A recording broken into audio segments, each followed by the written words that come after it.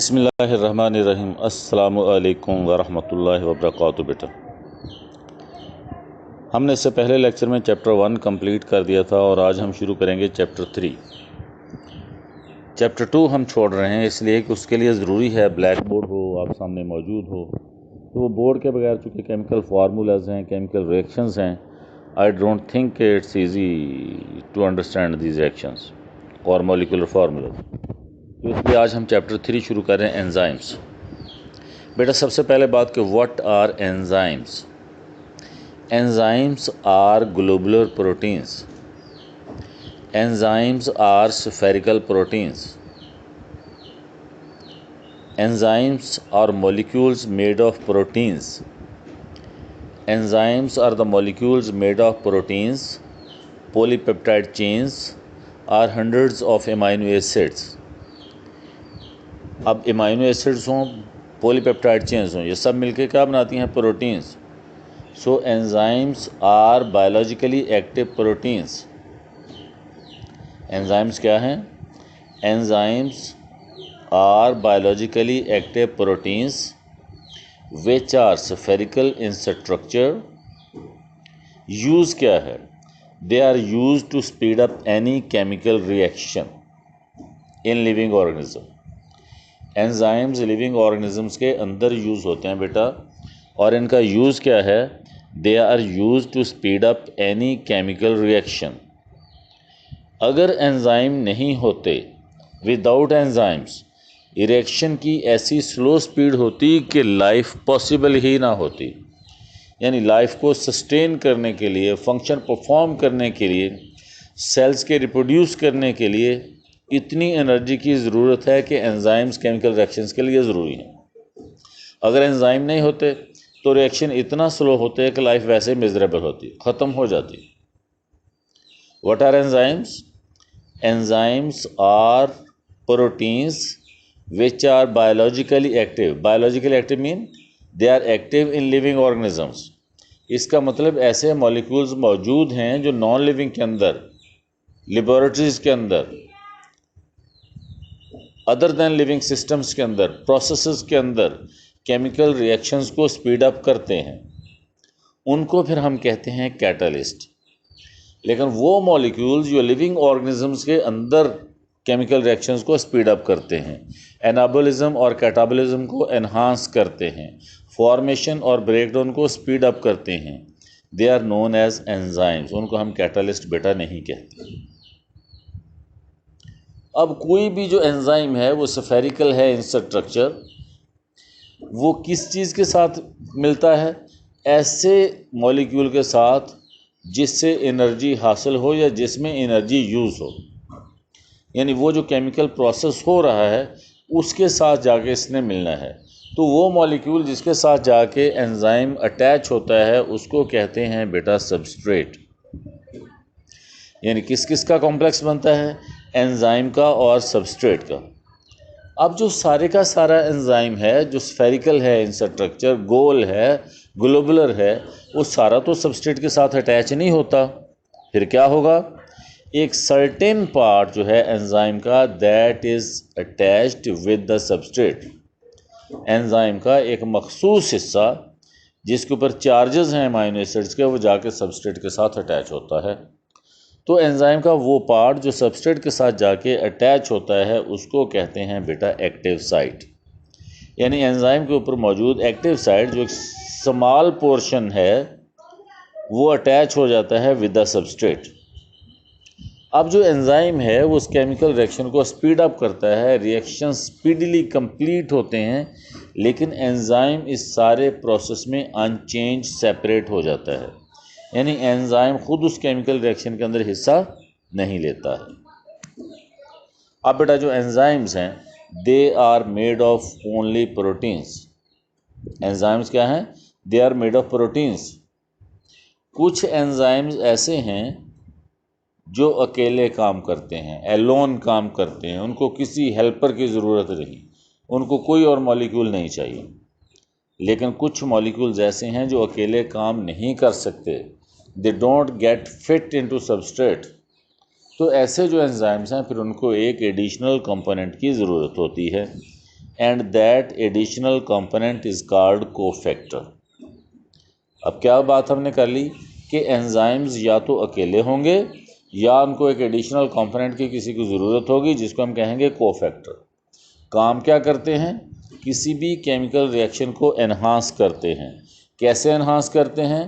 कि वो एनर्जी जो किसी भी केमिकल रिएक्शन को स्टार्ट करने के लिए ज़रूरी है उसको बहुत ज़्यादा कम कर देते हैं। वो एनर्जी जो किसी भी केमिकल रिएक्शन को स्टार्ट करने के लिए ज़रूरी है उसको कहते हैं बेटा एक्टिवेशन एनर्जी। तो एंजाइम्स का बेसिक फंक्शन क्या हुआ कि they lower down the activation energy. Activation energy को कम करते हैं।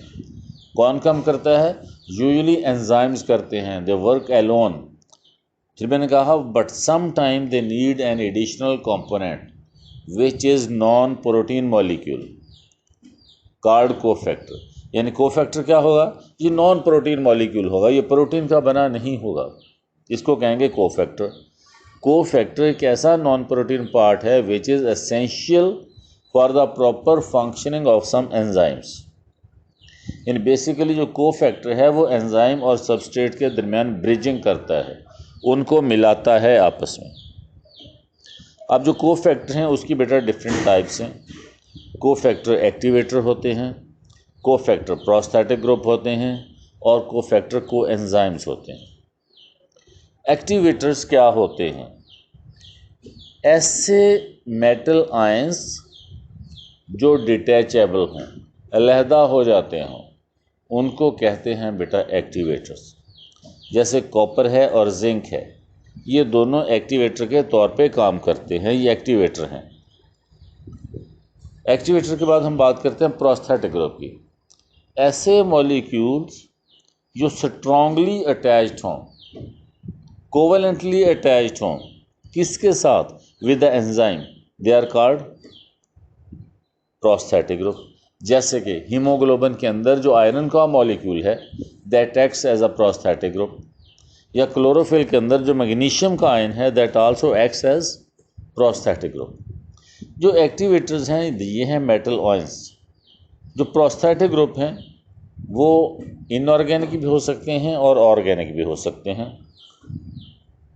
बेटा थर्ड टाइप है इसकी कोएंजाइम। कोएंजाइम जो होते हैं ये एंजाइम्स के साथ लूजली अटैच होते हैं, नॉन प्रोटीन होते हैं और ये ऑर्गेनिक मॉलिक्यूल्स होते हैं। क्या होते हैं कोएंजाइम? ऑर्गेनिक मॉलिक्यूल हैं, लूजली अटैच हैं और ऑर्गेनिक मॉलिक्यूल्स हैं। इसकी एग्जांपल है बेटा NAD या FAD, दोनों कोएंजाइम हैं, दोनों डाइन्यूक्लियोटाइड हैं। राइट बेटा? तो क्या हुआ प्रोस्थेटिक ग्रुप और कोएंजाइम में फ़र्क कि प्रोस्थेटिक ग्रुप जो है वो स्ट्रांगली अटैच होते हैं, कोवेलेंटली अटैच होते हैं, और जो कोएंजाइम्स हैं they are loosely attach with enzymes. ठीक, ओके। ऐसा एंजाइम जिसके साथ कोफैक्टर की ज़रूरत हो, ऐसा एंजाइम जिससे हम कोफैक्टर को रिमूव कर दें, यानी इनएक्टिव एंजाइम, उसको बेटा कहते हैं एपो एंजाइम। एपो एंजाइम क्या हुआ? ऐसा एंजाइम हुज कोएंजाइम और प्रोस्थेटिक ग्रुप, मतलब whose cofactor has been removed is called apo enzyme, यानी इनएक्टिव एंजाइम। एग्जाम्पल इसकी क्या है? पेप्सिनोजन जो स्टमक वॉल से सिक्रीट होता है और ट्रिप्सिनोजन जो इंटेस्टाइन में आता है, जो ये दोनों इनएक्टिव फॉर्म में सिक्रीट होते हैं, पेप्सिनोजन ट्रिप्सिनोजन, ये दोनों एपो एंजाइम हैं। लेकिन अगर इसके साथ एडिशन हो जाए किसकी? कोफैक्टर की, यानी कोएंजाइम या प्रोस्थेटिक ग्रुप की, तो फिर इसको कहते हैं होलो एंजाइम। ये एक्टिव फॉर्म है एंजाइम की। इसकी एग्जांपल क्या होगी? जैसे हम कहते हैं पेप्सिन, यानी पेप्सिनोजन, उसके साथ एडअप हो गया कोफैक्टर, ये बन गया पेप्सिन, तो ये एक्टिव एंजाइम है, इसको कहेंगे होलो एंजाइम। या ट्रिप्सिनोजन, उसके साथ ऐड हो जाए कोफैक्टर, वो बन जाएगा ट्रिप्सन, तो ये भी एक्टिव एंजाइम है, इसको भी हम क्या कहेंगे फिर? Holo enzyme. ठीक है बेटा? यूजुअली जो एंजाइम जो होते हैं they are dissolved in cytoplasm, लेकिन कुछ एंजाइम ऐसे होते हैं जो ऑर्गेनेली के साथ अटैच होते हैं। फॉर एग्जांपल ऐसे एंजाइम जो प्रोटीन सिंथेसिस का काम करते हैं, जो हेल्प करते हैं प्रोटीन की फॉर्मेशन में, they are attached with the ribosome. क्यों? कि ribosomes are the factories of the proteins, ribosome protein बनाने का काम करते हैं, इसलिए वो एंजाइम जो प्रोटीन सिंथेसिस करते हैं तो they are attach with the ribosomes. ऐसे ही वो एंजाइम जो एनर्जी प्रोडक्शन एटीपी फॉर्मेशन के साथ अटैच है, सेल में एटीपी फॉर्मेशन करते हैं, they are present mostly in the mitochondria. फिर वो जो फोटोसिंथेसिस में हेल्प करते हैं, they are found in chloroplast. तो ये they become integral part of certain organelle बेटा। इसके बाद बेटा कैरेक्टरिस्टिक्स ऑफ एंजाइम। एंजाइम अभी हमने पढ़ा कि होते हैं बायोलॉजिकल एक्टिव प्रोटीन्स या बायोकेमिकल कैटालिस्ट, लिविंग ऑर्गेनिज्म के अंदर केमिकल रिएक्शंस को स्पीड करने वाले मॉलिक्यूल्स। इनके कैरेक्टरिस्टिक्स क्या हैं? नंबर 1, जितने एंजाइम्स हैं they are spherical in structure, spherical मतलब गोल, ग्लोबुलर इन स्ट्रक्चर। नंबर 2, क्या करते हैं? They increase the rate of chemical reaction without themselves being used up, यानी खुद इस्तेमाल नहीं होते, केमिकल रिएक्शन को स्पीड अप करते हैं, रिएक्शंस को एनहांस करते हैं। फिर then small amounts of an enzyme can accelerate chemical reaction, यानी अगर थोड़ी क्वांटिटी में भी आप एंजाइम को डालते हो किसी केमिकल रिएक्शन में तो केमिकल रिएक्शन को स्पीड अप कर देगा। Enzymes are specific in their action, single enzyme एक सिंगल केमिकल रिएक्शन को कैटालाइज करेगा, ठीक है? जैसा कि glucokinase is a enzyme, glucokinase is an enzyme, क्या करता है?